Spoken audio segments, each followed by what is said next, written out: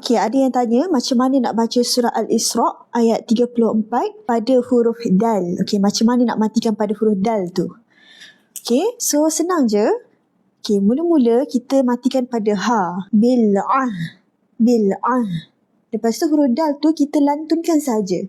Bil'ahd. Bil'ahd. Okey, qol-qolah pada huruf dal tu. Wa aufu bil'ahd.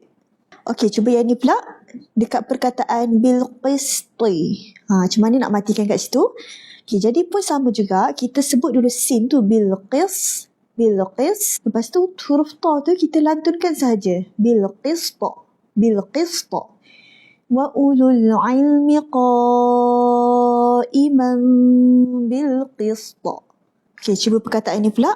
Dekat perkataan ar-rizqi. Okay, kita nak matikan dekat qaf dalam masa yang sama sebelumnya pun sukun. Okay, jadi kita sebut huruf zai. Jelaskan huruf zai dulu. Riz. Riz. Lepas tu baru lantunkan qaf. Rizqa. Rizqa. Okay, bacaan dia. Ala ba'dhin fir rizqa. Okay, sekarang cuba jawab soalan saya. Mana satu bacaan yang betul untuk perkataan ni?